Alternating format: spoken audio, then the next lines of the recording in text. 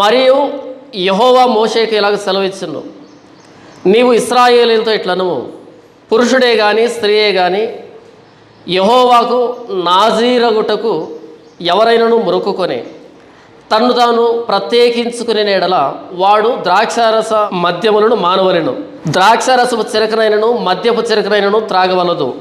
ఏ ద్రాక్షారసమునైనను త్రాగవలదు. పచ్చివి కానీ ఎండినవి కానీ ద్రాక్ష పండ్లు తినవలదు. అతడు ప్రత్యేకముగా ఉండు దినములన్నీ పచ్చికాయలే కానీ పై తోలే కానీ ద్రాక్షావళిని పుట్టినదేదియో తినవలదు. అతడు నాజీరగుటకు మొక్కుకొనిన దినములన్నిటిలో మంగళ కత్తి అతని తల మీద వేయవలదు. అతడు యెహోవాకు తన్ను తాను ప్రత్యేకించుకున్న దినములు నెరవేరు వరకు అతడు ప్రతిష్ఠితుడై తన తల వెంట్రుకలను ఎదుగనీయవలెను. అతడు యెహోవాకు ప్రత్యేకంగా ఉండు దినములన్నిటిలో ఏ శవమును ముట్టవలదు. తన దేవునికి మీద కట్టుబడిన తల వెంట్రుకలు అతని తల మీద ఉండును గనుక అతని తండ్రి కానీ తల్లి కానీ సహోదరుడు కానీ సహోదరి కానీ చనిపోయినను వారిని బట్టి అతడు తన్ను తాను అపవిత్రపరచుకొనవలదు. అతడు ప్రత్యేకముగా ఉండు దినములన్నీ అతడు యెహోవాకు ప్రతిష్ఠితుడిగా ఉండును. ఒకడు అతని యొద్ద హఠాత్తుగా చనిపోవటం వలన ప్రత్యేకముగా ఉండవని తల అపవిత్రపరచబడిన ఎడల అతడు పవిత్రపరచబడు దినమున అనగా 7వ దినమున తన తల గొరిగించుకొనవలెను. 8వ దినమున అతడు 2 తెల్లగొవ్వలనైనను 2 పావురు పిల్లలనైనను ప్రత్యక్ష గుడారం యొక్క ద్వారం వద్ద ఉన్న యాజకుని ఎదుగు తేవలను. అప్పుడు యాజకుడు ఒకదానితో పాప పరిహార్థ బలిని 2వ దానితో దహన బలిని అర్పించి వాడు శవమును ముట్టుట వలన పాపి అయినందున వాని నిమిత్తం ప్రాయశ్చిత్తము చేసి ఆ దినమున వాని తలను పరిశుద్ధపరచవలెను. మరియు తాను ప్రత్యేకంగా ఉండు దినములను మరలా యెహోవాకు తన్ను ప్రత్యేకించుకొని అపరాధ పరిహారార్థ బలిగా 7 గొర్రెపిల్లను తీసుకుని రావలెను. తన వ్రత సంబంధమైన తల వెంట్రుకలు అపవిత్రపరచబడిన కనుక మునుపటి దినములు వ్యర్థమైనవి. సంఖ్యాకాండము 5వ అధ్యాయంలో మనం ఇశ్రాయేలు సమాజంలో నుండి వ్యభిచారాన్ని నిర్మూలించడానికి దేవుడు ఎలాంటి పద్ధతిని ఇశ్రాయేలుకు ఇచ్చాడు, నియమించాడన్నది మనం చూసాం. ఈ సంఖ్యాకాండం 6వ అధ్యాయంలో నాజీరు అనేటువంటి ఒక ప్రత్యేకమైన స్థితిని ఇశ్రాయేలుకు నియమిస్తున్నాడు. నాజీరు అంటే ఉదాహరణకి నేను నాజీరు అయ్యాను అనుకోండి, అంటే దేవుడికి నన్ను నేను ప్రత్యేకపరచుకోవడం. ఎలాగంటే ఈ నాజీరు అయ్యేటువంటి సమయం అతి తక్కువ అంటే 30 రోజులు. అతి తక్కువ అంటే 30 రోజులు నాజీరుగా ఉండాలి. ఎక్కువ అంటే జీవితాంతం ఉండొచ్చు. తక్కువ అంటే 30 రోజులు, ఎక్కువ అంటే జీవితాంతం. ఈ 30 రోజులకి తక్కువ ఉండకూడదు. నాజీరు అంటే వ్రతం, దేవుని కొరకు ప్రత్యేకంగా జీవించడం. ఇందులో 3 కండిషన్లు ఉన్నాయి. ఒకటేంటంటే ఇందులో పురుషుడు నాజీరుగా ఉండొచ్చు, స్త్రీ నాజీరుగా ఉండొచ్చు. పురుషుడు నాజీరుగా ఉండొచ్చు, స్త్రీ కూడా నాజీరుగా ఉండొచ్చు. దేవుడికి ప్రత్యేకమైన భక్తిని కనబరచవచ్చు. 2 నుంచి చదువుకుందాము. పురుషుడే కానీ స్త్రీయే కానీ యెహోవాకు నాజీరగుటకు, నాజీరు అన్న దగ్గర 1 నంబర్ ఉందా, దాని కింద ప్రత్యేకముగా ఉండుటకు. పురుషుడైనా స్త్రీ అయినా యెహోవాకు నాజీరుగా ప్రత్యేకంగా ఉండాలి అంటే వాడు ద్రాక్షారసపు మద్యములను మానవలెను. ద్రాక్షారస మద్యములు మానవలెను. ద్రాక్షారసపు చిరకనైనను మద్యపు చిరకనైనను త్రాగవలదు. ఏ ద్రాక్షారసమునైనను త్రాగవలదు. పచ్చివి కానీ ఎండినవి కానీ ద్రాక్ష పండ్లు తినవలదు. అతడు ప్రత్యేకముగా ఉండు తినవలన్నీ పచ్చికాయలే కానీ పైతోలే కానీ ద్రాక్షావళిని పుట్టినదేది తినవలదు. అంటే ద్రాక్ష పండ్లు కానీ అవి పచ్చివి కానీ ఎండినవి కానీ ఫ్రెష్ జ్యూస్ కానీ లేకపోతే ఫర్మెంటెడ్ జ్యూస్ కానీ ఏదైనా సరే ద్రాక్ష వల్లికి సంబంధించిన దేన్ని కూడా ముట్టకూడదు. అంటే మత్తు కలిగించేటువంటి ఆహార పదార్థాలు తినకూడదు. మత్తు కలిగించేటువంటి ఆహార పదార్థాలు తినకూడదు. నంబర్ 1, ఎవరైనా దేవునికి ప్రత్యేకంగా ఉండాలంటే తిండి విషయంలో తన్ను తాను మత్తునుగా చేసుకునేటువంటి తిండిని మానివేయాలి. నంబర్ 2 5వ వచనం. అతడు నాజీరగుటకు మ్రొక్కుకొనిన దినములన్నిటిలో మంగళ కత్తి అతని తల మీద వేయవలదు.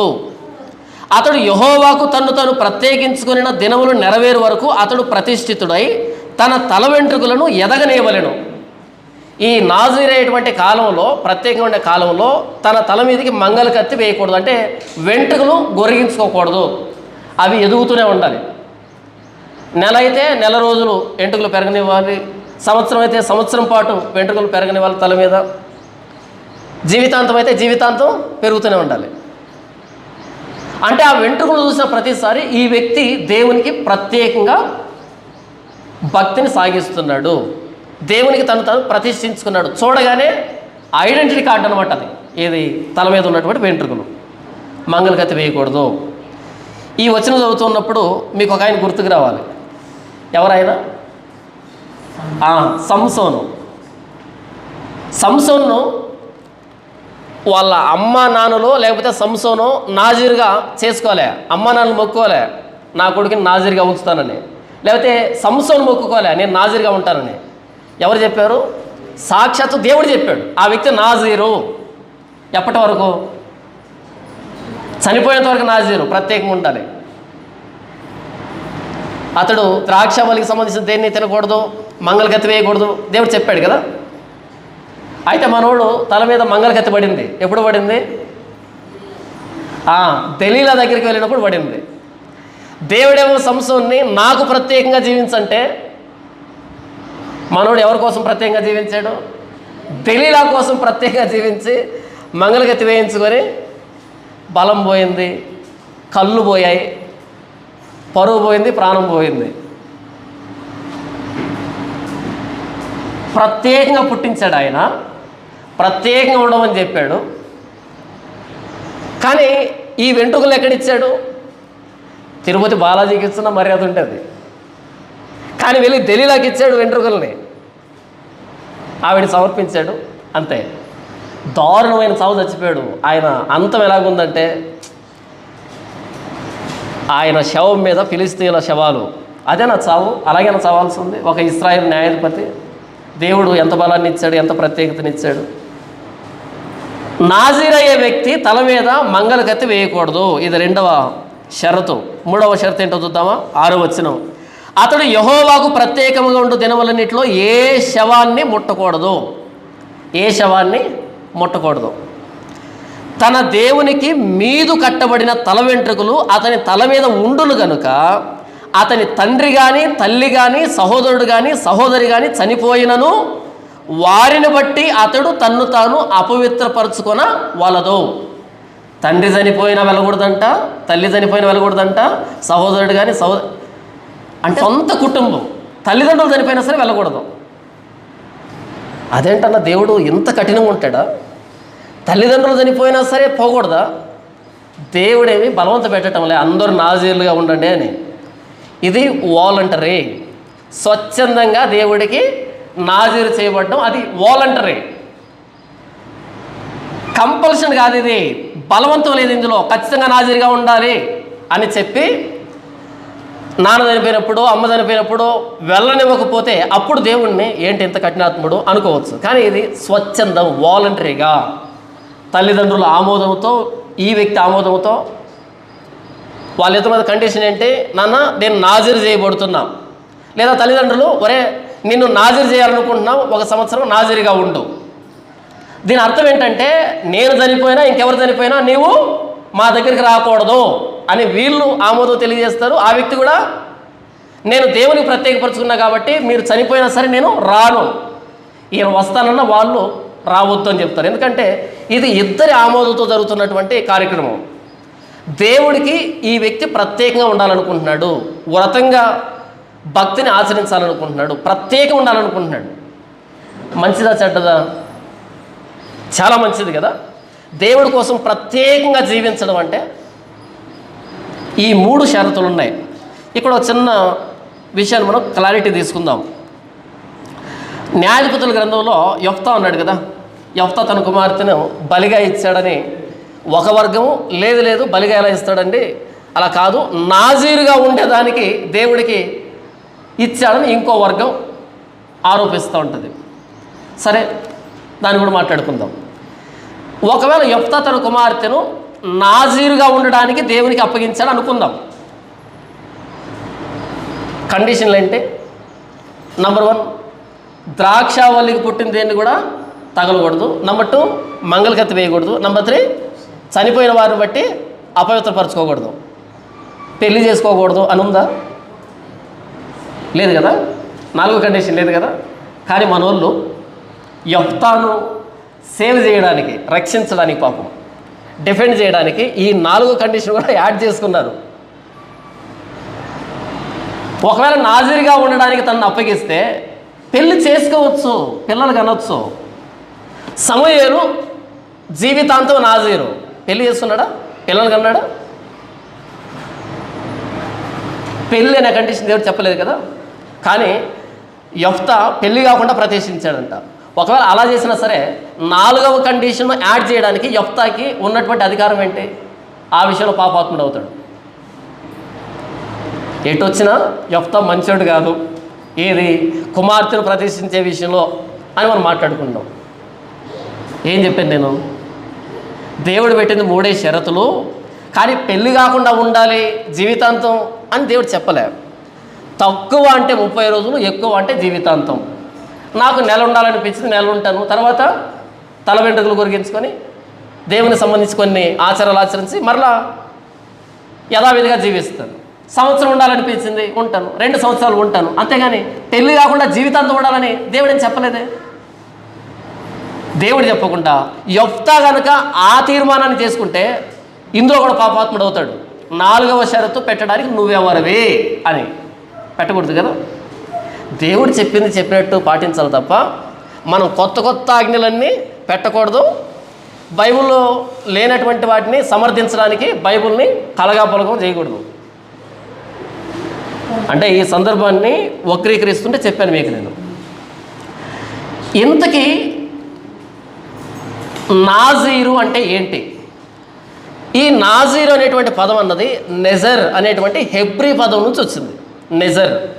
నెజర్ అంటే దాని అర్థం ఏంటంటే ది క్రౌన్, కిరీటం అని. ఏంటి? కిరీటం. కిరీటాన్ని ఎవరు పెట్టుకుంటారు?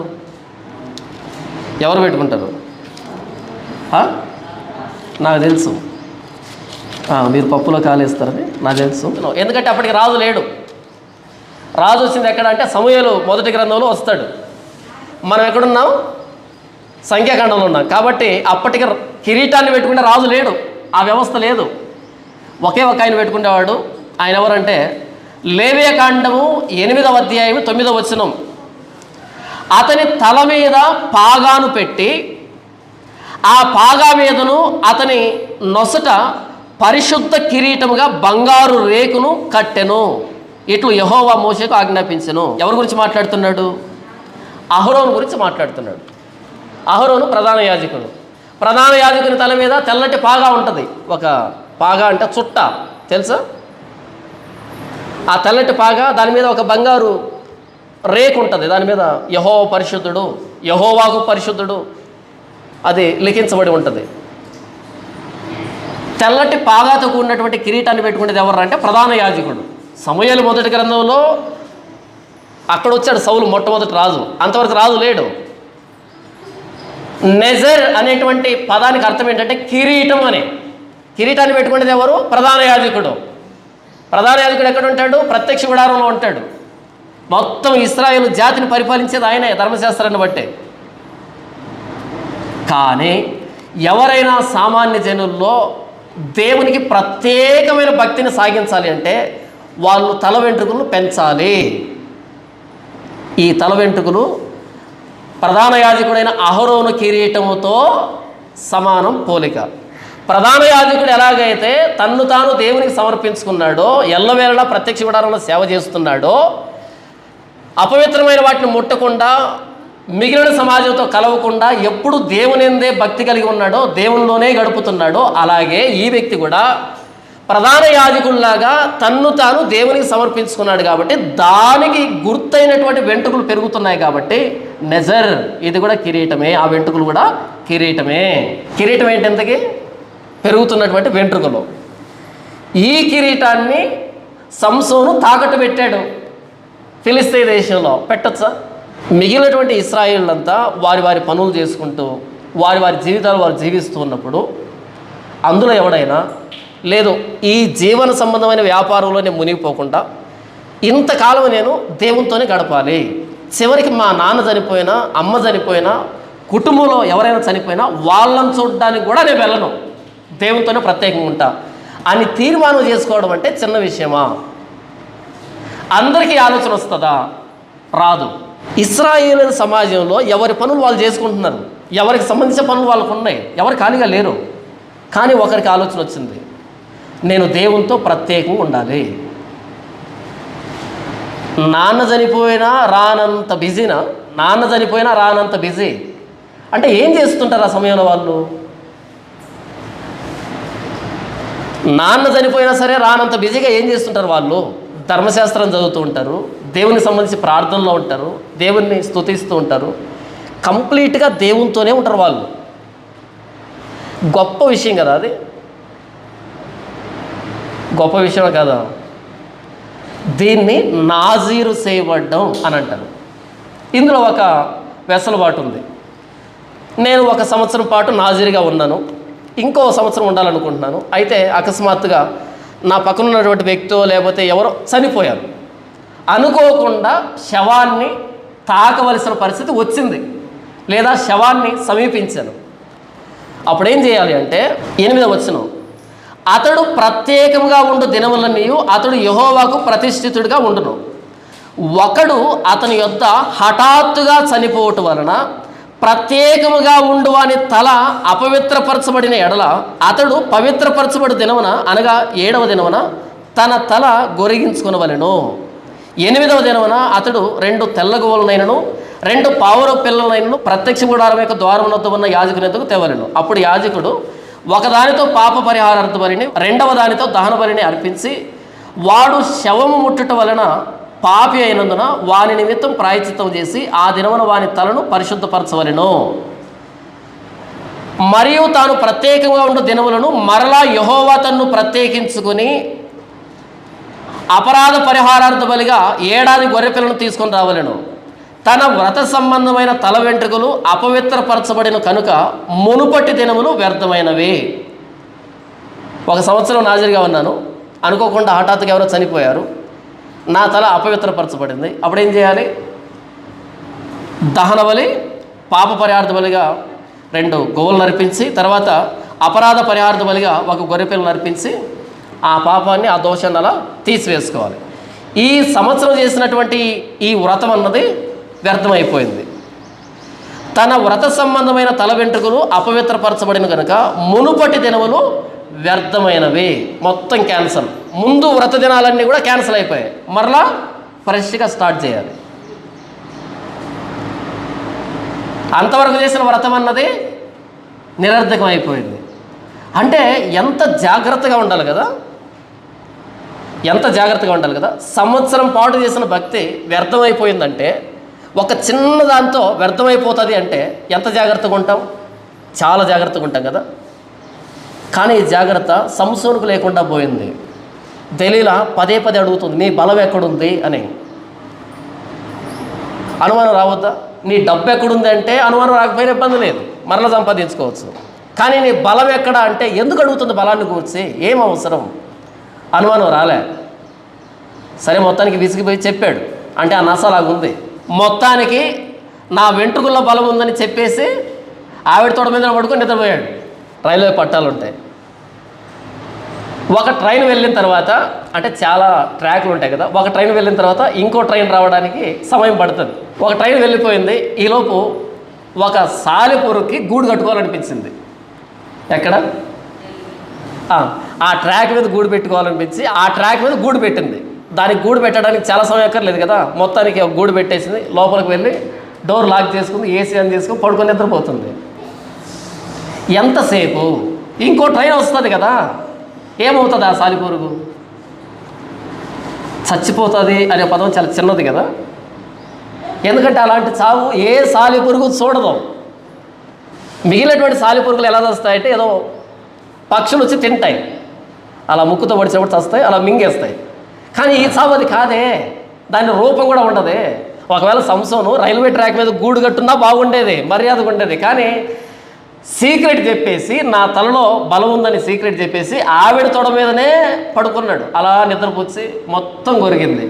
నిజంగా ఏడుపు వస్తుంది ఆ చివరి దశ చదువుతూ ఉంటే సంసోనుది. ఆ ముందు ఆయన చేసినటువంటి కార్యాలు అసలు ఎంత బలం అంటే ఆయనకి. అలాంటి బలవంతుడు బందీగా కళ్ళు లేకుండా తల గొరిగించబడి గుండుతో వాళ్ళు ఆ గుడిలోని తీసుకుని వెళ్ళే కంటే ముందుగా ఆయన చేత గానుగ ఆడిస్తారు కదా. గాడిదలు చేయాల్సిన పనిని ఆయన దగ్గర చేయిస్తారు. ఇలా గానుగ తిప్పి సరైనటువంటి బట్టలు లేకుండా, సరైన వసతులు లేకుండా ఆ గుడ్డోడుగా తల గొరిగించబడి ఇలా బందీగా వాళ్ళు లాక్కుని వెళ్తూ ఉంటే ఆ ఫోటో చూస్తే, ఇమేజ్ చూస్తే బాధ అనిపిస్తుంది. ఏంటి సంసోను, నీ ప్రారంభం ఏంటి, నీ బలం ఏంటి, అసలు దేవుడు ఎందుకు పుట్టించాను నిన్ను, ఏంటి ఇలా అయిపోయేవని ఒక విధమైన బాధ అనిపిస్తుంది.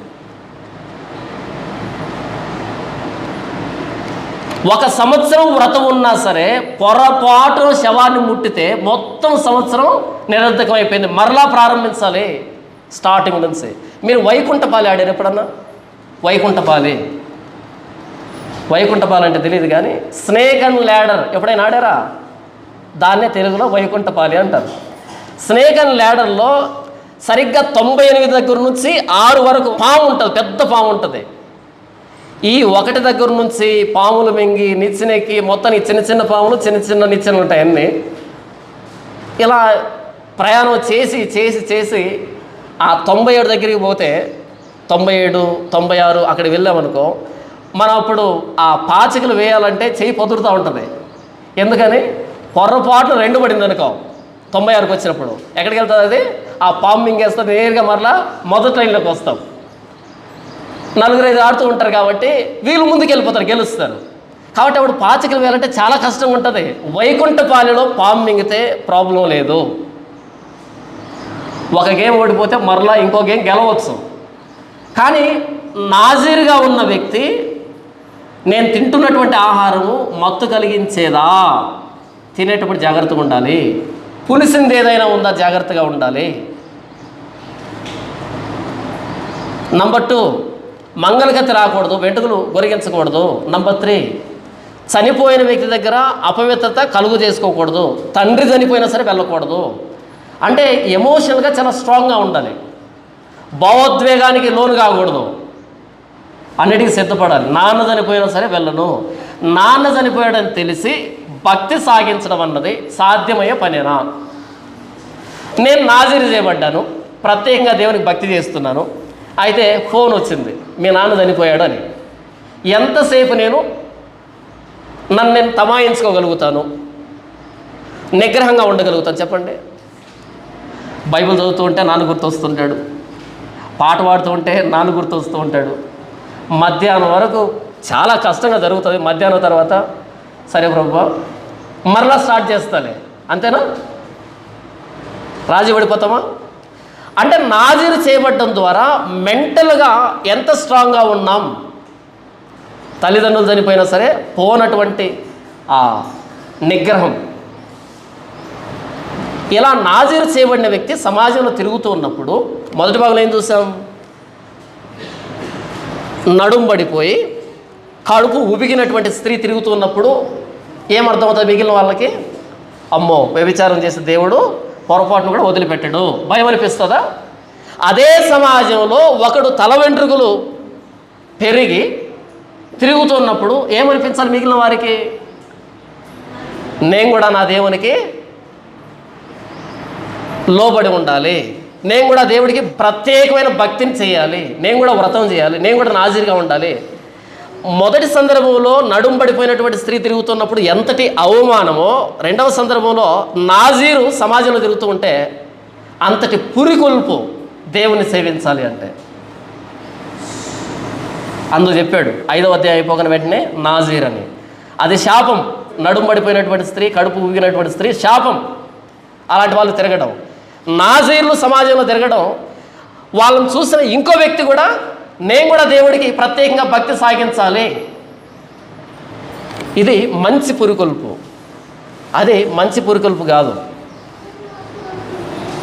భక్తి అనేది అంటువ్యాధి. భక్తి అనేది అంటువ్యాధి. వాస్తవానికి వ్యాధి కాదు, అలా పిలవాలి. అంటుకుంటుంది. భక్తి అనేది అంటుకుంటుంది, భక్తి హీనత అనేది కూడా అంటుకుంటుంది. రెండు అంటుకునేవే.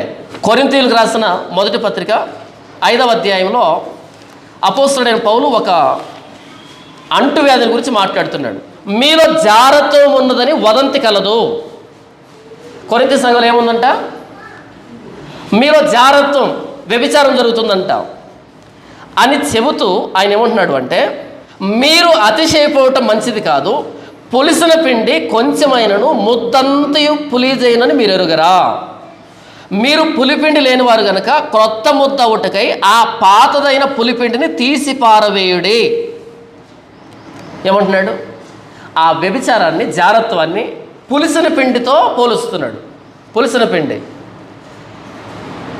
ముద్దంతా మంచిది, మంచి పిండి. కొంచెం పులిసిన పిండి పెడితే మరుసటి రోజుకి ముద్దంతా ఏమవుతుంది? పులిసిపోతుంది. అంటువ్యాధి. భక్తిహీనత అనేది అంటువ్యాధి. భక్తి కూడా అంటుకుంటుంది. అందుకే అపోస్తల కార్యంలో 2వ అధ్యాయంలో ఆ 3,000 మంది బాప్తీసం పొందుతారు కదా. బాప్తీసం తీసుకున్నప్పుడు వీరు అపోస్తలుల బోధ యందును, సహవాసమందును, రొట్టె విరుచుట యందును, ప్రార్థన చేయట యందును ఎడతెగక ఉండిరి. ఎడతెగక ఉండిరి. ఎప్పుడైతే ఈ 4 విషయాల్లో మనం ఉంటామో ఇది పక్క వ్యక్తి కూడా అంటుకుంటుంది. మనం మన ఇంట్లో భక్తిగా ఉండగలిగితే ఇది పక్క వ్యక్తికి అంటుకుంటుంది. మనం ఆరిపోయాం అనుకో పక్క వ్యక్తి కూడా ఆరిపోతాడు. మనం వెలుగుతున్నాం అనుకో, వేడిగా ఉన్నాం అనుకో, పక్క వ్యక్తులు కూడా వెలుగుతారు, వేడిగా తయారవుతారు.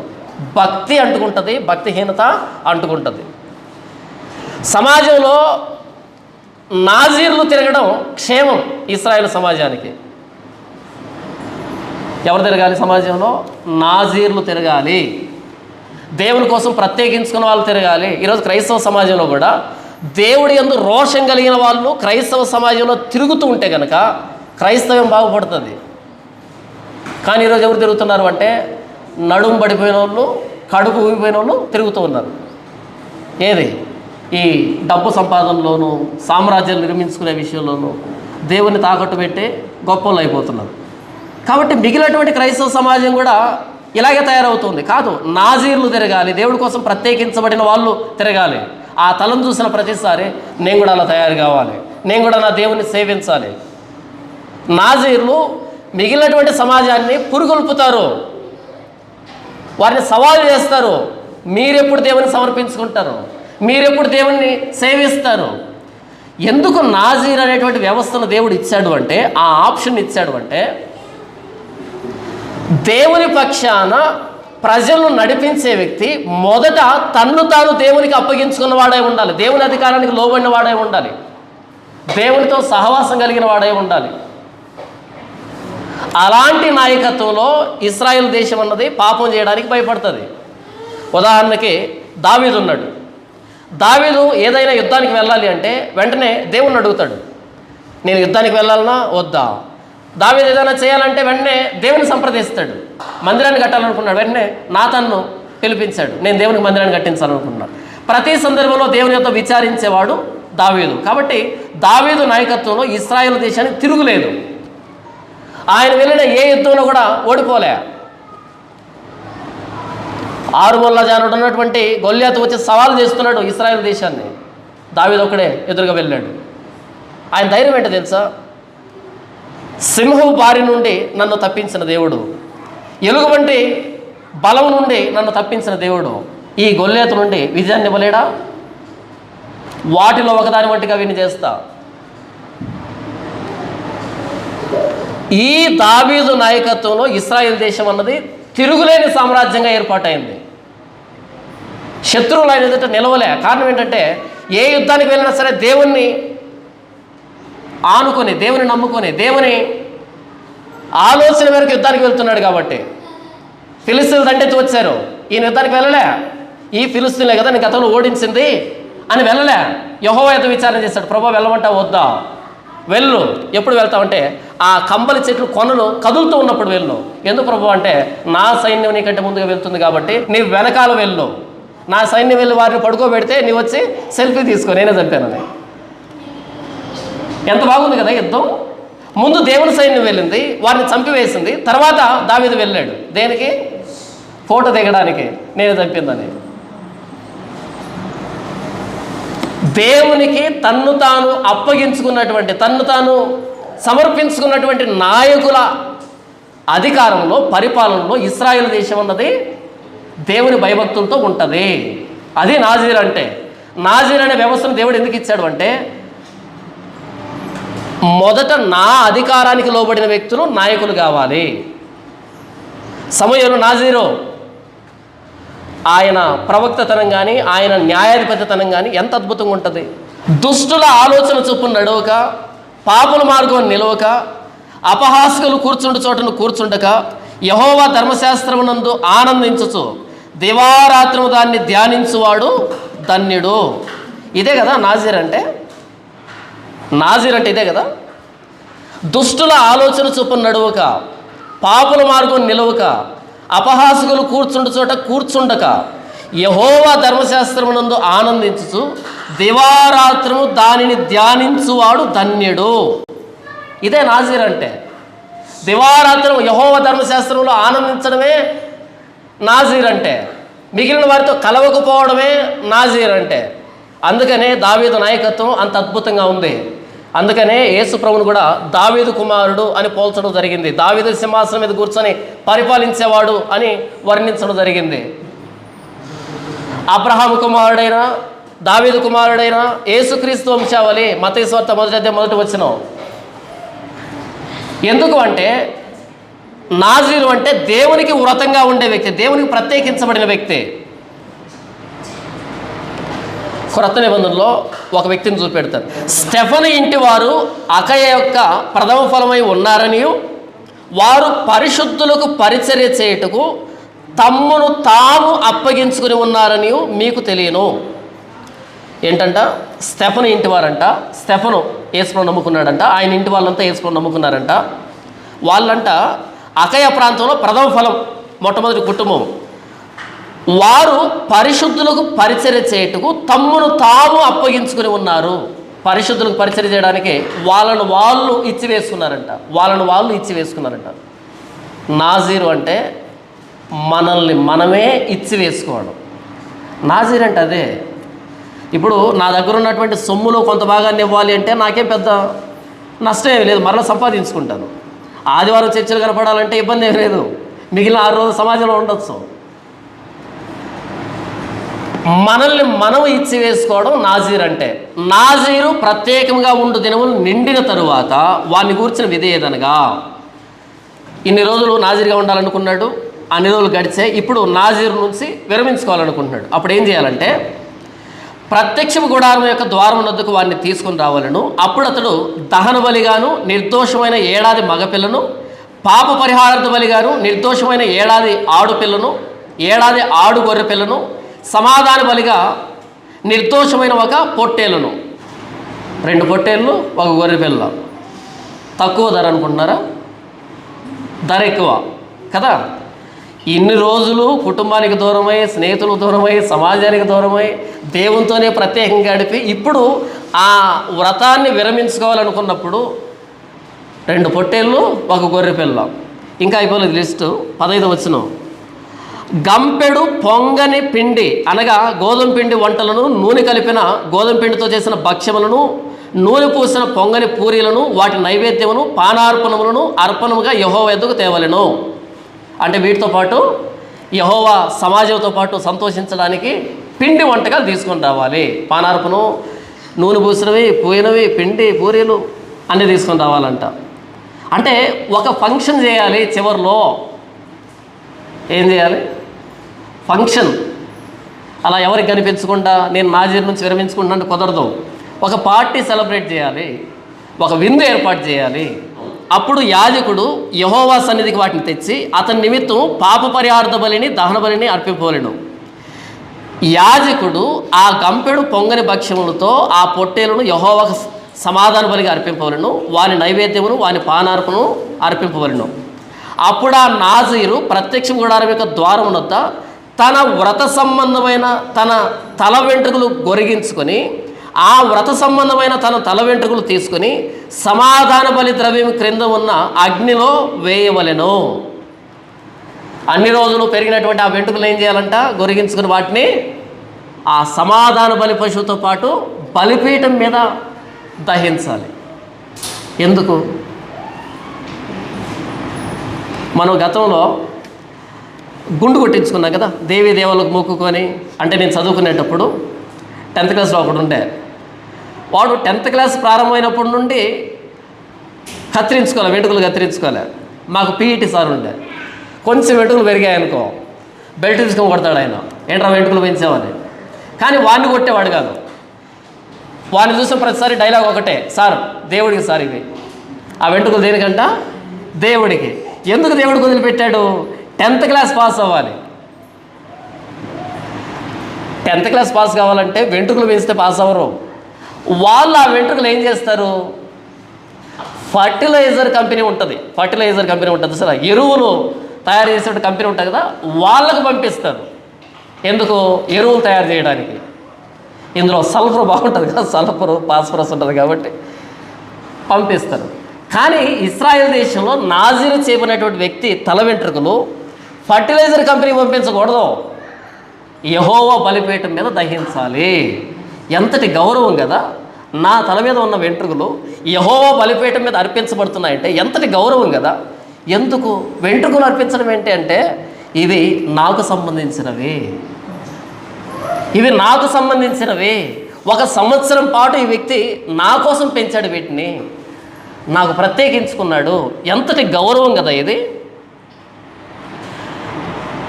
సంసోను ఉన్నాడు కదా, సంసోను వెంట్రుకలు యెహోవా బలిపీఠం మీద అర్పించబడాలి. ఆ వెంట్రుకలు ఫిలిస్తీ దేశంలో అపవిత్రపరచబడ్డాయి. ఇంతవరకు నాజీర్ అంటే ఏంటి చెప్పాను. ఇప్పుడు క్రొత్త నిబంధనలోకి వద్దాం.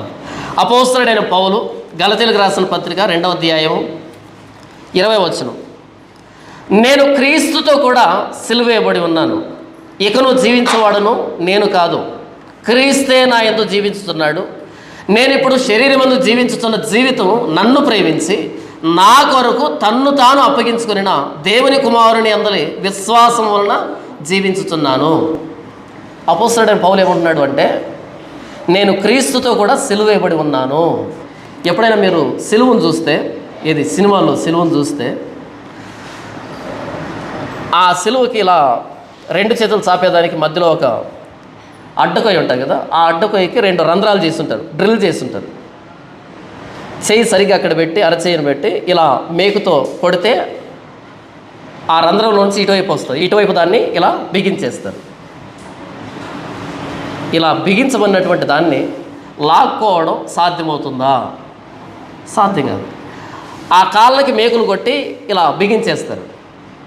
ఆయన మరణించిన తర్వాత దాన్ని మరలా తీసి కిందికి దించుతారు. నేను క్రీస్తుతో కూడా సిలువేయబడి ఉన్నాను అంటే, ఇక ఈ చేతులు నా కోసం పనిచేయవు, ఇక ఈ కాళ్ళు నా స్వార్థం కోసం నడవవు, ప్రభువైన యేసుక్రీస్తు వారి కోసమే నన్ను నేను సమర్పించేసుకున్నా. నాజీరు విషయంలో 1 నెల, 2 నెలలు, 1 సంవత్సరం, 2 సంవత్సరాలు లేదా 5 సంవత్సరాలు మరలా వ్రతాన్ని వేడొచ్చు.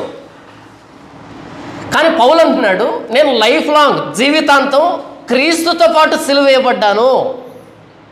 Life long నాజీరీనా. ఎందుకు ఇంతగా తను తాను యేసుప్రభుకి అప్పగించుకున్నాడు అంటే, నేను క్రీస్తు కూడా సిలువేయబడి ఉన్నాను, ఇకను జీవించువాడు నేను కాదు, క్రీస్తు నా యందు జీవించున్నాడు. నేను ఇప్పుడు శరీరమందు జీవించుతున్న జీవితము నన్ను ప్రేమించి నా కొరకు తన్ను తాను అప్పగించుకున్న దేవుని కుమారుని అందులో విశ్వాసం వలన జీవించుతున్నాను. ఎందుకు నేను నాజీరు చేయబడ్డాను అంటే, సిలువలో మొదట యేసుప్రభు నా కోసం నాజీరు చేయబడ్డాడు. మొదట యేసుప్రభు నా కోసం నాజీరు చేయబడ్డాడు. మనం యేసుప్రభు కోసం అప్పగించుకోవడం పెద్ద విశేషమా? యేసుప్రభు మన కోసం అప్పగించుకోవడం పెద్ద విశేషమా? మనం యేసుప్రభు కోసం అప్పగించుకోవడం మామూలు విషయం, ఎందుకంటే మనం పాపాత్ములమే, ఆయన పరిశుద్ధుడు. కానీ పరిశుద్ధుడు పాపాత్ముల కోసం అప్పగించుకోవడం ఏంటి? మనకు అర్థం కాదు. పౌలుకు అర్థమైంది, అందుకని తను తాను అప్పగించుకున్నాడు. కాబట్టి సహోదరులారా, పరిశుద్ధమును దేవునికి అనుకూలమునైన సజీవ యాగముగా మీ శరీరములను ఆయనకు సమర్పించుకున్నాడని దేవుని వాత్సల్యమును బట్టి మిమ్మల్ని బతిమాలుకొనుచున్నాను. ఇట్టి సేవ మీకు యుక్తమైనది. మీరు ఈ లోక మర్యాదను అనుసరింపక ఉత్తమమును అనుకూలమును సంపూర్ణమునై ఉన్న దేవుని చిత్తమేదో పరీక్షించి తెలుసుకున్నట్లు మీ మనసు మారి నూతన మగుట వలన రూపాంతరం పొందుట. ఇదే కదా నాజీర్ అంటే. మీరు ఈ లోక మర్యాదను అనుసరించకుండా దేవునికి సజీవ యాగంగా మిమ్మల్ని మీరు సమర్పించుకోవడం నాజీరు కదా. ఇది కదా నాజీర్ యొక్క నెరవేర్పు. హెబ్రీయులకు రాసిన పత్రిక 7వ అధ్యాయము 26వ వచనం చూడండి. పవిత్రుడును నిర్దోషియు నిష్కల్మషుడును పాపంలో చేరక ప్రత్యేకముగా ఉన్నవాడును ఆకాశమండలం కంటే మిక్కిలి హెచ్చైన వాడైన ఇట్టి ప్రధాన యాజకుడు మనకు సరిపోయినవాడు. ఏంటంట? ప్రభువైన యేసుక్రీస్తు వారి గురించి మాట్లాడుతూ పవిత్రుడు నిర్దోషి నిష్కల్మషుడు పాపులలో చేరక ప్రత్యేకంగా ఉన్నవాడు. ఇదే కదా నాజీర్ అంటే. లూకాసు వార్త 7వ అధ్యాయం. మనిషి కుమారుడు తినుచు త్రాగుచు వచ్చిన గనుక మీరు ఇదిగో వీడు తిండిపోతును మద్యపానీయు సుంకరులకును పాపులకును స్నేహితుడును అనుచున్నారు. యేసు ప్రభుకి ఏమని పేరు పెట్టారంట? తిండిపోతూ మద్యపాని సుంకరులకు పాపులకు స్నేహితుడు. ఎందుకని పేరు పెట్టారు అలా? ఆయన ఎప్పుడు త్రాగుడుబోతుల మధ్య ఉన్నాడు, తిండిపోతుల మధ్య ఉన్నాడు, సుంకరుల మధ్య ఉన్నాడు, పాపుల మధ్య ఉన్నాడు. యేసుప్రభు ఎక్కడున్నాడంట? పాపుల మధ్యలో ఉన్నాడంట, త్రాగుడుబోతుల మధ్యలో ఉన్నాడంట. అందరూ చెడిపోయిన వాళ్ళు ఆయన ఫాలోవర్స్. యేసుప్రభు ఎక్కడ అడుగు పెట్టినా సరే ఆయన చుట్టూ పోగవుతారు జనాలు. ఎవరు? రోగులు, పాపులు, చెడిపోయిన వాళ్ళు. టాప్ క్లాస్ రారు ఎవరో, ఉన్నవాళ్ళు రారు ఎవరో, అందరూ లో క్లాస్ పీపుల్ వస్తారు. కానీ పవిత్రుడు నిర్దోషి నిష్కల్మషుడు పాపుల్లో చేరక ప్రత్యేకంగా ఉన్నవాడు. ఎలా సాధ్యం ఇది? ఎప్పుడు పాపుల మధ్యలోనే ఉంటూ పాపం చేయకుండా ఉండడం ఎలా సాధ్యం ఇది? ఇది నిజమైన నాజీరు అంటే. పాపులతోనే ఉన్నాడు, పాపుల మధ్యలోనే ఉన్నాడు, కానీ పాపం చేయలేదంట, ప్రత్యేకంగా ఉన్నాడంట. ప్రభువైన యేసుక్రీస్తు వారు మనకు నేర్పిస్తున్నది ఇది. మనం మన పాత సినిమాలు చూస్తే ఎవరికైనా జ్ఞానోదయం అయిందనుకోండి, ఉదాహరణకి గౌతమ బుద్ధుడికి అయింది కదా జ్ఞానోదయం. అది జ్ఞానోదయం కాదు, అలా చెట్టు కింద కాదు. జ్ఞానోదయం కాగానే ఆయన కుటుంబాన్ని వదిలిపెట్టి ఎక్కడికో వెళ్ళిపోయాడు మెడిటేషన్ చేయడానికి. అందరిని వదిలిపెట్టి సపరేట్గా వెళ్ళడం కాదు మెడిటేషన్ అంటే. జ్ఞానోదయం అంటే అందరి మధ్యలో ఉంటూ కూడా పాపం చేయకపోవడం, అందరి మధ్యలో ఉంటూ పాపం చేయకపోవడం అసలైన జ్ఞానోదయం అంటే. ప్రభువైన యేసుక్రీస్తు పాపులతో ఉన్నాడు, పాపుల మధ్యలో ఉన్నాడు, కానీ పాపం చేయాల, పవిత్రంగా ఉన్నాడు, ప్రత్యేకంగా ఉన్నాడు. చాలామంది ఇక్కడ నుంచి హిమాలయాలకు వెళ్తారు సంవత్సరానికి ఒకసారి 2 సార్లు. అంటే ఇంట్లో చేసుకునే మెడిటేషన్కి హిమాలయాలో చేసే మెడిటేషన్కి చాలా తేడా ఉంటుందా? 2 కళ్ళు మూసుకోవడమే కదా, ఎక్కడ మూసుకుంటే ఉంటుంది? ఏసీని 16లో పెట్టుకుంటే హిమాలయాలో ఉండే అట్మాస్ఫియర్ ఇక్కడ రాదా? వస్తుంది. అక్కడ చల్లకుంటే ఇక్కడ చల్లగా ఉంటుంది. పరిశుద్ధుడు అనిపించుకోవడానికి సమాజాన్ని వదిలిపెట్టి ఎక్కడికో వెళ్తున్నారు బయట. కానీ యేసు ప్రభు పాపుల మధ్యలో ఉన్నాడు, కానీ పాపం చేయలే. ఇది నిజమైన జ్ఞానోదయము, నిజమైన పరిశుద్ధత, పవిత్రత. యేసు ప్రభు అపోస్తుల్ని మీరు సమాజానికి దూరంగా వెళ్ళి భక్తి సాగించండి అని చెప్పలే, మీరు సర్వలోకానికి సర్వ సృష్టికి వెళ్ళండి అని చెప్పాడు. పాపం చేయకూడదు అని తీర్మానం చేస్తున్నాడు. పాపుల మధ్యలోకి వెళ్తే కదా వాళ్ళు కూడా పాపాన్ని మాని పరిశుద్ధులుగా తయారవుతారు, యేసు ప్రభు దగ్గరికి వస్తారు. పాత నిబంధనలో నాజీరు అంటే సమాజానికి దూరంగా ఉండడం, దేవునితోనే గడపడం, ఎమోషనల్గా భావోద్వేగానికి లోను కాకుండా అంత స్థిరంగా ఉండడం, దేవుణ్ణి మాత్రమే సేవించడం, దేవుళ్ళని ఆనందించడం. తను అపవిత్రపరచుకోకుండా ఉండడం. ఇది పాత నిబంధన నాజీరుతనం అంటే. క్రొత్త నిబంధన నాజీరుతనం ఏంటంటే ప్రభువైన యేసుక్రీస్తు సమాజంలోకి పంపించాడు. మీరు సమాజంలోకి వెళ్ళండి, నన్ను తీసుకుని వెళ్ళండి. మీరు సమాజంలోనే ఉంటారు కానీ ప్రత్యేకంగా ఉంటారు, పాపం చేయరు. ఎందుకంటే మిమ్మల్ని మీరు సజీవ యాగంగా సమర్పించుకున్నారు కాబట్టి. సజీవ యాగం అంటే బ్రతికుండగానే బలి కావడం. అపోస్తలుడైన పౌలు అంటాడు, నేను క్రీస్తుతో కూడా సిలువ వేయబడి ఉన్నాను. ఎందుకు అంటే మొదట ఆయన నా కోసం సిలువను ఎక్కాడు కాబట్టి నేను ఆయన కోసం సిలువను ఎక్కుతున్నాను. చూడండి, గలతీయులకు రాసిన పత్రిక చివరిలో ఆయన ఎలా ముగిస్తాడు అంటే, నేను యేసు యొక్క ముద్రలు నా శరీరమందు ధరించి ఉన్నాను. ఏంటంట? నేను యేసు యొక్క ముద్రలు నా శరీరమందు ధరించి ఉన్నాను. యేసు యొక్క ముద్రలు అంటే శ్రమలు, నిందలు, అవమానాలు, దెబ్బలు, గాయాలు. ఎన్నిసార్లు శ్రమ అనుభవించాడు కదా. కొరింథీయులకు రాసిన 2వ పత్రిక 11వ అధ్యాయం మనం చదివితే ఆయన శ్రమలు అవి యేసు యొక్క ముద్రలు అంటున్నాడు. ఏంటంట? యేసు యొక్క ముద్రలో అంతగా నాజీరు చేయబడ్డాడు. ఈ సంఖ్యాకాండం 6వ అధ్యాయంతో ఏం చెప్తుందంటే, మిగిలినటువంటి సమాజం వారి వారి జీవన సంబంధమైన విషయాల్లో మునిగి తేలుతున్నారు, నిమగ్నం అయిపోయారు. అయితే మనల్ని ఏమని కోరుకుంటుందంటే, దేవునితో ప్రత్యేకంగా గడపండి, దేవుని సమర్పించుకోండి. ఎప్పుడు లోకమే కాదు, దేవునితో ప్రత్యేకంగా గడపండి. ఎవరైతే దేవునితో ప్రత్యేకంగా గడుపుతారో, తమను తాము దేవునికి ఇచ్చుకుంటారో, వాళ్ళని దేవుడు మిగిలిన వారిని నడిపించేదానికి వాడుకుంటాడు. ఇంకొకసారి చెబుతాను, ఐఏఎస్ ఎగ్జామ్ ఉంటుంది కదా, గ్రూప్స్ ఉంటాయి కదా, ఆ గ్రూప్స్కి ప్రిపేర్ అయ్యే వాళ్ళు అందరిలాగా సినిమాకి వెళ్ళరు, షికార్లకు వెళ్ళరు, పార్టీలకు, ఫంక్షన్లకు వెళ్ళరు. ఒక 5 సంవత్సరాలు ఎవరికి కనిపించరు. వాళ్ళు అజ్ఞాతంలోకి వెళ్ళిపోతారు. ఎక్కడో రూమ్ బాడుగు తీసుకుంటారు, ఆ మెటీరియల్ లోపల తెచ్చుకుంటారు, అంతే. లాక్ చేసుకుంటే 5 సంవత్సరాల తర్వాత కనిపిస్తారు. ఎక్కడ కనిపించరు వాళ్ళు. ఆ 5 సంవత్సరాల తర్వాత ఎలా కనిపిస్తారంటే ఐఏఎస్ ఆఫీసర్లా కనిపిస్తారు, ఐపీఎస్ ఆఫీసర్లా కనిపిస్తారు. కానీ ఈ 5 సంవత్సరాలు సినిమాలు, షికారులు చేస్తుంటారు కదా, వాళ్ళు ఏం చేస్తారు చెప్పండి? రాడ్ బైండింగ్ పని, రిక్షా తోలడము, ఆటో తిప్పడము, ట్యాక్సీ కొనుక్కోవడము, ఎక్కడో షాపులో షాప్ కీపర్గా పనిచేయడము. నేను తప్పు పట్టట్లేదు, షికారులు చేస్తే అలాంటి ఉద్యోగాలు వస్తాయి. మనల్ని మనం నిగ్రహం చేసుకుంటే మిగిలిన వారిని పరిపాలించేటువంటి ఉద్యోగాలు వస్తాయి కదా. ఐపీఎస్ కావడం అంటే చిన్న విషయమా? ఐఏఎస్ కావడం అంటే చిన్న విషయమా? వాళ్ళను వారు ప్రత్యేకపరుచుకున్నారు కాబట్టి, అంత కఠినమైనటువంటి శిక్షణ తీసుకున్నారు కాబట్టి పరిపాలించే స్థితికి వెళ్ళారు. నాజీరు ఉద్దేశం ఏంటంటే పరిపాలకులు రావడం. ఎలాంటి పరిపాలకులు? నా అధికారానికి లోబడిన పరిపాలకులు. నాలో ఆనందించే వాళ్ళు వస్తే మిగిలిన వ్యక్తులు ధర్మశాస్త్ర ప్రకారంగా బ్రతుకుతారు. అది నాజీరు ఉద్దేశం. ఈరోజు ప్రభువైన యేసుక్రీస్తు వారి శిలువ మనతో ఏం చెప్తుందంటే, నేను మీకోసం నన్ను నేను అప్పగించుకున్నాను కాబట్టి మీరు నా కోసం అప్పగించుకోండి. అలాంటి వ్యక్తులు సేవకులైతే క్రైస్తవ్యం దశ, దిశ, భవిష్యత్తు తిరిగిపోతుంది. ఈరోజు చాలామంది తమ్మును తాము దేవుడికి ఇచ్చుకున్న వాళ్ళు కాదు. ఒక విషయం చెప్పి ముగిస్తాను నేను. ఓ చోట వాక్యం చెప్తున్నాను. వాక్యం చెబుతూ రెఫరెన్స్ చెప్పకుండా వాక్యాన్ని చదువుతున్నా. నా వెనకాల ఒక పాస్టర్ కూర్చున్నాడు. పాపం ఆయన సిగ్గుపడకుండా నిస్సిగ్గుగా ఒక మాట అడిగాడు, రెఫరెన్స్ ఏంటి పాస్టర్ గారు అని. ఎవరు? పాస్టర్ గారు. అడగొచ్చా? అడగొచ్చాలా? అడగడంలో తప్పేముందన్నా అని అంటారేమో. అది మిగతా వాళ్ళు అడిగితే నేను ఒప్పుకుంటాను. కానీ ఒక పాస్టర్గా ఉండి రెఫరెన్స్ ఏంటి అని అడిగాడు అంటే ఆయనకి తెలియదా? తెలియదు.